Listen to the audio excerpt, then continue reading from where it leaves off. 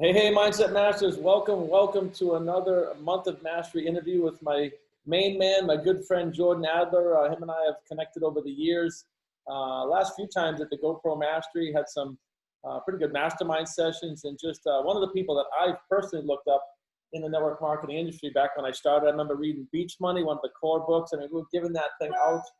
We still do to our distributors. And I don't think a lot of people really know your history of like the struggle is real. At age 34, you're living in a garage with two roommates in the garage. I wasn't exactly in the garage with two roommates. My part of the house was the garage. Gotcha. I wanted to make sure we clarified that. But I think, with some of the people that are in the Mindset Masters can relate to some early struggles, 35K in credit card debt over, 22 cards. And this is a while ago. I mean, you're only making 14K a year. So relatively speaking, if somebody's making 50K now, that's 150,000 in debt or something, so it's no joke, what you came past and surmounted. And then you went through, 11 companies, trial and error, finding the right thing. Some of them, I worked at GE and they closed. I mean, companies, sometimes that happens, but 10 years of persistence before finding that success where you really, connected with the company. And then, I mean, my goodness, the rest is a whirlwind over the past 27 years. Tens of millions of dollars, obviously one of the top earners in the world in the network marketing space, authored some books, Beach Money, obviously #1 bestseller for years. And like I said, it's still a core part of it. A lot of distributors give out and teach that mindset, helicopter pilot. I'm a private pilot, but I've always wanted to be a helicopter pilot. That's a whole nother level in my book. And first network marketer in space, huh? Is that the deal? I'm scheduled to be the first network marketer in space, one of the first civilians to go to space. Yeah. Well, I'm just curious. Chat about how did that happen? I mean, that's not an easy. Yeah. I had written down in a journal many years ago that I wanted to be a space traveler, but this was long before they were talking about civilian space travel. And I was 47 years old when I wrote it. And I knew as I was writing it, I said to myself, this will never happen. Now, this was in a time in history when nobody was talking about civilian space travel. And I was already 47 and only guys in their 20s go to space, right? So I wrote down in this journal at that point, maybe early 30s if you're a fighter jet pilot and an astronaut and all that, but no civilian like me would ever go to space. But I wrote Space Travelers, saying to myself as I was writing it, this will never happen. And years later, I was at a Marriott in Salt Lake City at an event, and I went downstairs at 6 a.m. to get a Starbucks, and I was the only one down there. The Starbucks wasn't open yet, and this woman walked over. Her name was Carolyn. There was one person down there. She walked over to me. Her name was Carolyn, red, short hair, and Carolyn Ferguson is her name. And we started talking, and I said, what do you do? And she says, I'm a travel agent. And coming from the travel business years ago, I knew that, and then also with the internet, I knew that travel agents weren't doing so well because of the internet, right? And so I asked her, how's it going, expecting her to say not very good. And she just told me she had her best year ever. And I said, well, what are you doing that you had your best year ever? She said, I booked space. And I'm thinking space in hotel rooms, space on cruise ships. And she goes, no, space. And she points up. Wow. And I go, what do you mean? She goes, I sell tickets. I sold 4 tickets on Virgin Galactic civilian space program, $250,000 each, to send the first civilians to space. And I'm like, and at this point, they hadn't even started building the spaceship. Right. It was just all concept at that point. And so she contacted me a month later and said Virgin Galactic was going to be in Vegas. Did I want to meet with them? I didn't tell her about my goal that I'd written in the journal. I didn't tell her about it. But I came up to my place in Jerome and I found the journal in a box of journals in my storage. And I found the actual goal that I'd written, space traveler, that dream that I'd written down. And then on my 57th birthday, 10 years later, I ended up wiring $250,000 to Richard Branson, Virgin Galactic, and I'm scheduled to become one of the first civilians to go to space. Wow. So that's how that happened. There's a lot to highlight there. I want people to really understand, because we teach, the mindset behind, the transmutation of energy. Thoughts become things. That's not just a joke, it's physics. And when you wrote that goal, like, the methods didn't even exist for that to be possible. Right. I remember when my mentor, Bob Proctor, wrote by himself in a in a hotel in 1962, and he says, I'm going to have a company that operates all over the world. This is before the internet. Like, what are you going to mail people letters in 1962? Yeah. That's such a good example of mindset, and it doesn't matter. The means and the universe will bend to the will of somebody who's persistent and holds the image in their mind. So, No doubt about it. And you know, something else too, Brian, is, you know, a lot of people question, well, why would you spend $250,000 to go up into space for a few hours? You know, that's a lot of money. That's what some people say that. And what I saw, you know, this was 5 years ago, or not 5, 5 years ago now, I wired that money. But I thought to myself, what kind of experiences and relationships am I going to develop through my association with Virgin Galactic, being one of these people who am I going to meet over the next 5 to 10 years before I actually go? And I've had an opportunity. I got an invitation to spend a week with Richard Branson on his island. And it wasn't just like go to the island and say hi to Richard a couple times. yeah. It was hanging out with Richard from morning to night every day. You know, it was hanging out with him on the sailboat and having breakfast, lunch, and dinner with him, and playing chess and playing tennis and all the different things. So yeah, it was like, and that was just one, and I was with 15 other future astronauts, of which a couple of them are very, very famous people. Sure. And so it was just that the opportunity to rub elbows with some of the top entrepreneurs in the world, I knew, and then also be able to visit the spaceport and meet some of the astronauts, some of the space shuttle astronauts, and the engineers that actually build the spaceships and all those kinds of things. I've had opportunities to do all that. Yeah, when you look at that, the $250,000, that seems like a cheap, right? I mean, yeah. If you I've gotten my. Oh, go ahead. No, I've gotten my $250,000 worth, and then some before even going up into space. That's a really, really good point, because a lot of people, I don't think, really understand the power of investing in yourself. When you bet on yourself for something, whatever it is, it could be that, or it could be your first, 5K mentoring program, whatever it is, you're letting the universe know your intentions. You're betting on yourself. You're falling forward, right? And you might not know how, but yeah, you hit it on the head. I think a lot of people look at the cost, but what is money for anyway, except to increase the human experience? But the journey over this 5 years and the things that you've gotten to do already have made it worth it. Never mind that it's almost like you're getting a free trip into space, and you just the story's worth $250,000. Of course. Yeah. And this is why, when people attend events, I always encourage them to stretch a little bit and sit in the VIP, buy the most expensive tickets, because you're going to have a better experience. You're going to meet people that are playing at a different level when you go VIP, when you sit up front. You're going to meet people at a completely, and I've been doing this for years, and even before I had the money to do it, I was stretching to do that. Yeah. Well, I can just think of it as a recruiting tool. People are like, how'd you afford to go to do that? Well, I'm a professional network marketer. What do you mean? It's not that big a deal. Yeah. A professional network marketer, though. Awesome. So one of the biggest reasons, like I said, I want to have you on is, out of all the people I've met in my entire life, you're the very definition of persistence. And if people don't know your background, I just can't kind of give a clip of it, but you persisted in this industry for 10 years through 11 companies that either they folded or it didn't work out. And maybe talk a little bit about the mindset of persistence, or what was going through your mind. Your friends, your family, people must have just been all over you, I can imagine, Well, I was at a garage sale when I was in my early 20s, and I picked up a book for $0.25 called The 10 Napkin Presentations. It was a book about network marketing. The guy that wrote the book is in his 90s now, and he still speaks. His name is Don Failla. It's a phenomenal book, but probably the original book was probably about 70% relevant today. 30% of it is just completely not relevant. However, it introduced me to the concept of residual income and how residual income works. And I'd never heard of that before. And in my early 20s, I got excited about the idea of getting paid over and over again for working one time. And so when I moved, I had $250 from birthday gift, a guitar, and a suitcase, and I moved to Arizona from Chicago to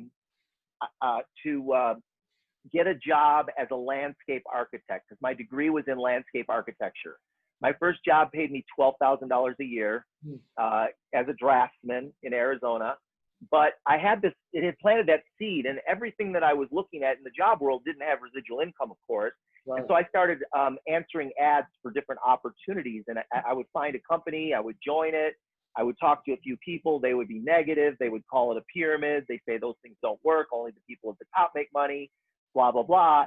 And I would quit. And then I joined another company. I was involved in Nashika 3D cameras and Network 2000 and Amway twice and Twice, Sunset huh? Travel, Sunset Travel Clubs. But I read every book I could get my hands on. Back then there weren't that many, but I read every book I could get my hands on regarding network marketing and residual income. I started listening to audio tapes.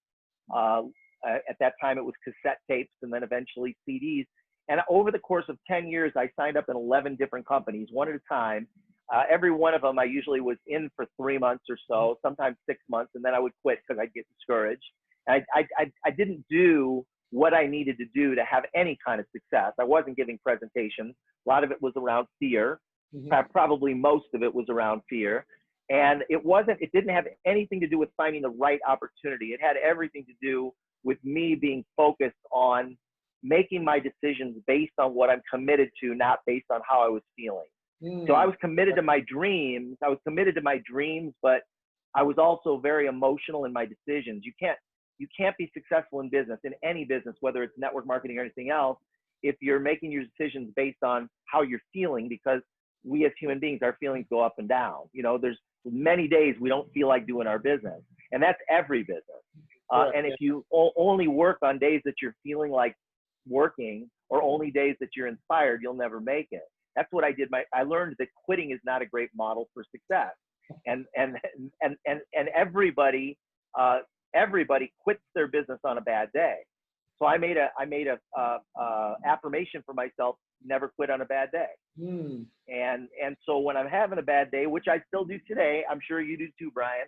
Sure. If I'm ever having a bad day, I just decide that I'm not quitting on a bad day. And then if you just stay in action, if you keep working, regardless of how you feel, because it's what you're committed to, then all of a sudden you have a great day. You know, somebody calls you out of the blue and says, I'm ready to get going, or I want to buy from you, or show me what you got, or you get invited to speak at an event where you're going to, or a webinar where you're going to, you know, pick up some new customers or new distributors. Yeah. So those were big turning points for me. But my first 10 years, 11 companies, then on my 12th company, you know, it was a good company for me, but at the same time, I was ready. It's when you've heard this before, when opportunity and preparation come together. So I've been preparing for years. I've been studying and reading and listening and learning. And then I finally put some action behind it, and then made a decision that I wasn't going to quit no matter how bad it got. And I've had a couple of defining moments in my 12th company that if there were 1,000 people that went through what I went through, pretty close to 1,000 of them would have quit, and they would have been justified to quit. But I didn't, because of the decision that I made. And in that company, I ended up making $8 million. There were two things that happened that would have knocked almost 1,000 out of 1,000 people out. Gotcha. Yeah. Well, I like what you said here too. This is not a network marketing thing. This is a business thing. You know, it's not right. It's not specific to network marketing. Like I said, I worked for General Electric for 10 years, and they closed the door. It's one of the biggest companies in the world. And I mean, we don't have to remember what the Enron scandal, right? So I think a lot of times network marketing takes the brunt of some things because it's just a low barrier to entry. But when I teach a lot of people business, and that's just business 101, you know. But the low barrier to entry for a lot of people is the problem. Right. It's easy in, easy out. If it costs you $100,000, or if you borrowed $250,000 from your friends and family to get started, it's not so easy to quit. That's why it's more people are more likely to succeed if they've got a lot of skin in the game than if they have very little in the game. It's easy to quit. It's like, it's only $250, you know. Oh, agreed. So, I mean, I know in my company, I have a lot of, well, not a lot, but I have some doctors, I have lawyers, I have Hollywood producers, I have professional athletes. I'd love to get your perspective, because you've been around, you know, in the game for a number of decades. Your perspective on sort of the professional side of network marketing, where you've seen it go, and what you would say to somebody that may be watching this that is a doctor or an engineer that may be on the fence about the industry. Yeah, well, most professions, the more successful you become, the less freedom you have. If you own a traditional business, the more successful you become, the less freedom you have. I was in Bora Bora with Eric and Marina and Haley Hobson and her husband Wes and a couple who are orthopedic surgeons. Have you met Mike Crevetti? Oh yeah. Yeah, Mike is an orthopedic surgeon in Las Vegas, the top orthopedic surgeon in Las Vegas, and he's got his own private jet. And he and his wife Karen were with us in Bora Bora. It was my first time there. We stayed at the St. Regis where they filmed Couples Retreat. And we were laying out on rafts out in the water on a beautiful. It's always beautiful there, but the water's like turquoise, right? We're just laying out there relaxing, and Mike laughed, and I'm like, "What's up?" And I was just getting to know him. I mean, this was our first time really spending any time with him. And Mike's the orthopedic surgeon, and he's laughing, and I'm like, "What's up?" He goes, "I just realized something." He goes, "I never understood network marketing until just now." And I go, "What do you mean?" He said, "Well," he said, I'm stressed out because I have to perform surgery in order to get paid. I have to perform surgery if I don't perform surgery, so I'm stressed out right now because I'm not performing surgery, which means I'm not making money. And you guys are laying out here on these rafts making as much money as I am, but you don't have to perform surgery, and you're making money while you're laying out on the raft." And he got it.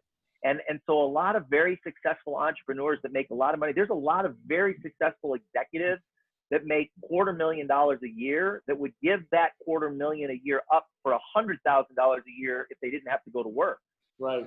And so they'll trade that. And when I joined network marketing for the first time back in the early 80s, I would say that 90% of the population was 100% sure that network marketing was a scam.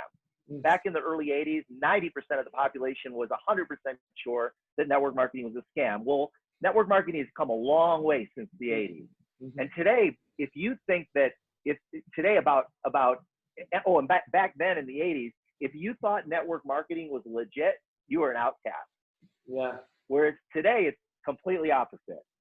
Today, 90% of the population knows that network marketing is legit. I mean, we know people that have raised we know thousands of people that have raised children in network marketing families where their parents never had a job. And it's become there were so many hundreds and hundreds of stories today, which that really, Brian, the project that I was working on is really about this. There are so many hundreds of stories out there today of professionals that made a lot of money at their careers that just wanted freedom, that are now doing network marketing, and they've taken control of their life. They're not owned by their businesses. They're not owned by their jobs anymore. I love that. And so, yeah. Well, what part, I always ask this question, what part does faith, and I don't mean religious faith, although it could be, just the mindset of faith. I mean, at some point, I'm trying to picture over a 10-year period, like company after company, but at what point would you say, or what part does faith have in your life, or sort of understanding, like knowing without seeing? Yeah, I don't know where that comes from. I mean, I was reading a lot. I read Think and Grow Rich. I got a great story about that book, by the way.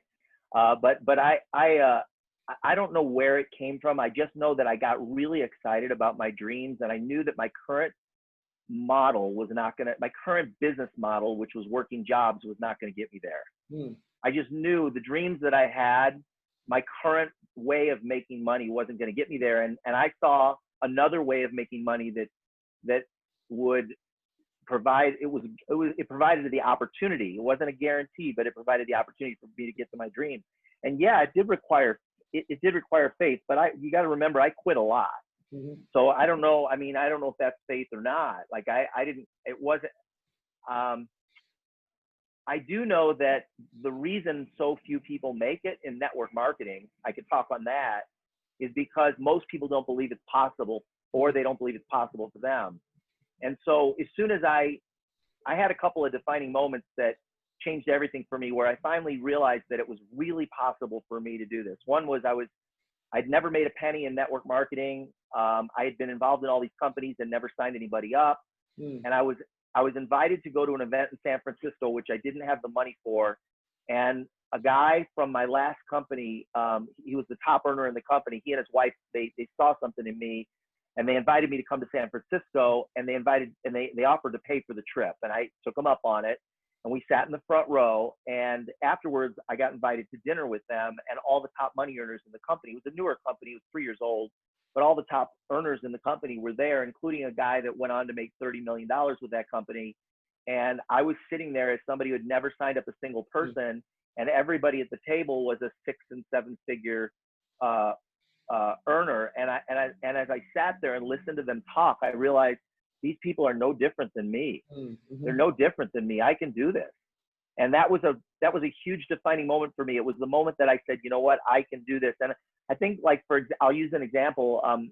The reason why so few people make $100,000 a month in anything is because they don't believe it's possible. Mm-hmm. And we were in Florida by a pool out by the ocean, and I was with a group of our leaders. This was a number of years ago, and we were talking about, you know, why is it that more people don't earn $100,000? I got somebody cleaning upstairs. I don't know if you can hear.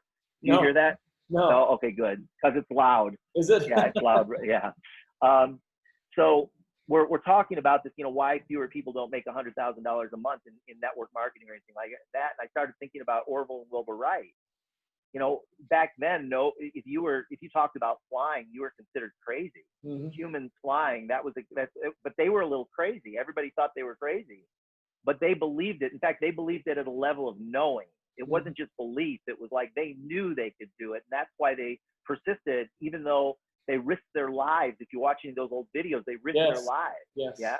And the people that make $100,000 a month in network marketing, they know it. It's not a matter of, and it's when it transcends belief. It transcends belief to a level of knowing.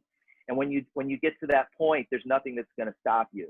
So I guess if you want to equate that to faith, you could. That's exactly what we would call it. Yeah. Faith is knowing. It's not belief. It's actually a step beyond belief. It's knowing without the evidence. That's exactly what we teach, and it's also a frequency of thought. Because the opposite of belief is to doubt. Mm-hmm. And so you're constantly going from belief to doubt, whereas knowing, there is no opposite of it. Really, you don't. When you know, there's no opposite of that. You know. No, I love that, and that's exactly what faith is. That it's just that knowingness. So, one of the things that really inspired me when I was first starting my journey is I don't remember if I saw you on stage or something, but you explained something. It was a weekly daily method of operation. You just said, you know what, enough is enough. I'm not going to set like goals of prospecting 100 people a day. You just said, I'm going to take, and correct me if I get this wrong, but you said, I'm going to take 2 years. I'm going to, prospect for like an hour, Monday, Wednesday, Friday or something. But your goal was to get 3 meetings a week. And the goal was actually just to sign 1 distributor a month for 24 months. Right. Some version, yeah. So I met a guy, again, before I'd ever signed anybody up. I met a guy named Russ Devan. Do you know the name Russ Devan by any chance? No, I don't. No. So Russ, he became a multimillionaire in his 20s in network marketing. And I met this guy. We never went into business together, but we became at the beginning, superficial friends, but we became friends. We're friends today.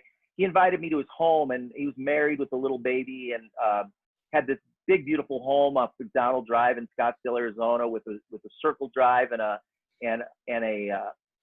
fountain out front, and like the epitome of success in his 20s. And I'm sitting in his library, and he started telling me that in the business of recruiting, whether it be financial planning, insurance, network marketing, or real estate, if you're a real estate broker, if you're recruiting agents, he said you have to be prepared to sponsor or sign up 20 to 30 distributors to find one that's going to do something worth talking about. Now, remember, at this point, I'd never signed up anybody in anything. So, but what I heard was if I could give 3 presentations a week and do that every single week, which is doable for somebody who has a job. Yeah. And I stayed focused on that with the goal of signing up 1 a month.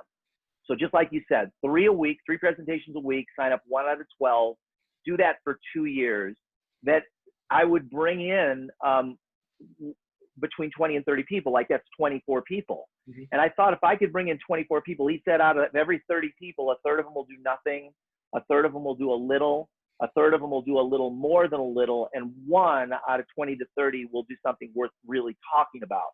And he asked me, he said, if you were a real estate broker, how many realtors do you think you would have to recruit in order to find one that'll make $100,000 a year? And he said, this is not, it's not about your compensation plan. It's not about your product. It's not about network marketing. It's about people. For every 30 people that join a gym, there's really only one that goes regularly. You know, a third of them will never go. A third of them will go once in a while, a couple times a year. A third of them will go once every month or twice a month. And one out of 20 to 30 will go out and do it all the time. So what I did, I set that plan in place, and I started doing 3 presentations a week, and I kept track. I actually drew a grid on my wall in that garage that you mentioned earlier. I used a black magic marker, and I drew a 3-foot by 4-foot grid with 100 squares. And my goal was to share the business 3 times a week. And I wrote a date in the square every time I would share it. And after 2 years, I didn't meet my goal, but I signed up 19. It was my first 19 distributors in a network marketing company. And my 16th distributor was a lady named Jackie Ulmer. And Jackie was a analyst at the airline that I worked for. And Jackie signed up a woman in New Mexico named Judy Dubiel. Judy was a secretary and a student, and Judy started inviting people over to her home. And that one group in 30 months grew to 12,000 distributors. Wow. And 40,000 customers, and I made my first million. But that was keeping track. It was really holding myself accountable, and I really did hold myself accountable, and I kept track. And if I had a week that I didn't give my 3 presentations, I did my very best to make it up the next week. And some weeks I did a couple extras, and some weeks I didn't have as many, but I did my best to do 3 a week. No, I love that, because I mean, we interviewed Brian Carruthers early in the month, and Brian has personally recruited 1,700 and growing. I mean, he does an ungodly. He's a tactician with this stuff. I want to really illustrate to people that it's not necessary, right? If you're consistent, persistent, what you did is exactly what I did in my company. It made me the top recruiter. There's 3 presentations a week, but I did it for 52 weeks straight. And I learned that from seeing you, I think, on the GoPro stage or something, my first year in network marketing. I'm like that, because I had a full-time job, a company. And I think that's so important to understand. Like, you don't have to be that recruiting maniac to be successful. You just need to have a plan, follow the plan, get better, study for your mind, study for your craft, read books like Beach Money over and over and over again, a lot of nuggets in there. Speaking of that, why don't we maybe chat a little bit about that? You've got to be really proud about that achievement, because that was the #1 selling book in network marketing for years running. And maybe talk a little bit about how that came to be and what that means to you. Yeah, originally I wasn't planning on publishing a book so much for everybody in the world, but it was generic. I was doing it for my team because they were always asking questions, and I thought it'd be nice to have a book that I could have available to my team. I don't make money off the book. I contribute all the profits of the book to a charity called Kiva. Kiva does microloans to entrepreneurs all over the world in developing countries. So we've helped tens of thousands of businesses around the world start in developing countries where they don't have the funds they need $50 or $500 to start a business, and then they pay it back. So originally I had boxes of notes from my Monday night team training calls, and I consolidated those notes and put it into a manuscript. And then the book title it's crazy how the book came together. The title was the result of an ad that I ran back in the 80s with one of the network marketing companies that I never made money with. And it was the only ad that I would run that would I'd get like 20 times as many calls when I titled the ad Beach Money. And I didn't have money to run ad. I would scrape up $250 to run an ad, and the ads, really didn't do anything for me. I ended up never sponsoring anybody. But when I put Beach Money in the ad, I would get 20 times as many. And then I remembered that. And so I remembered that. And so I decided to title the book that. We created the book and made it available, and it just started going, and through word of mouth and everything. So, and I am proud of it. I'm excited about it. It's a worldwide brand. And I just launched recently Beach Money Publications. And we're launching 7 generic books that are just filled with stories of average people that have made it big in network marketing. And the first book will actually be for sale in September. It's already published. We have the copies, but it'll actually be for sale on all the major channels in September. It's called the Momentum Maker series, and there's 7 books. They're all pretty much written. A lot of them are in editing right now, but There's one on leadership and one on branding and one on network marketing for couples. And the first one is a compilation book, which is filled with stories. So super excited about that. No, I love that. I think it's always good to get all the different perspectives. You know, you have, 18-year-old college kid or 65-year-old retired, whatever. It's like one thing about network marketing is there is no prejudice. Doesn't matter where you come from, what your age is, what the deal is. It's a very can be a very humbling business, right? Because it's a level playing field, and everybody gets an opportunity, you know, and everybody does it a little differently. Yeah, no doubt. But it's all about it's all about your network. In fact, you look at 100%. But correct me if I'm wrong. I mean, when you started, you didn't have this massive network. You learned the skills to develop a network. Yeah, and I think a lot of it had to do with understanding what a network is and how it works, and that your Rolodex. Today we don't call them a Rolodex. I mean, that's a little outdated, but it's your contacts that are in your phone. But that's your most valuable asset. It's the relationships you build with the people that you know. And in almost all cases, the people that are struggling in network marketing, they're really not focused on the right thing. They're not focused on establishing long-term relationships with people without an agenda. You know, my goal in life is to make friends, not to sign people up. I'm not trying to sell people into my business. I'm making friends. And then if there's a good fit for them, then we end up going into business together. But I'm collecting friends. That's what I do. No, I love that. And again, I'm going back to multiple times I've seen you speak. I remember one thing that I wrote notes on. It's like, you know, what you've done is become a professional connector of people. Like if somebody needs a painter, you got one. If somebody needs an electrician, if you need an author coach, if you need a physical fitness coach, if you need a doctor, like you've gotten really good. And if you happen to want to go into business, that's great. If you need my services, but I remember one time you said you really, really focused, and I don't know what part of the career it was, but you really started focusing on just being a connector of people and being the person that no matter what somebody needed, they could come to you and you would have a source. So I personally internalized that when I've learned to kind of do the same thing. It's just, you know, be a person of value and of service. And if there's a fit that's mutually beneficial, great. If not, you know, no big deal. So get a lot of nuggets from you. I'm kind of reflecting on all this stuff. Thank you. That was good. You took a note or two. That's great. Took a note or two, brother. Yeah. I want to respect your time. I do want to ask advice for new or struggling entrepreneurs. You know, this group of people we're talking to here, the Mindset Masters, is really near and dear to my heart. These people are in about 16 countries. And, you know, some of them are just getting into entrepreneurship and anything from real estate to network marketing to Amazon, whole host of things. But, you know, what advice, if you can think of something that would you give to like a new or somebody maybe that's been struggling for a little bit?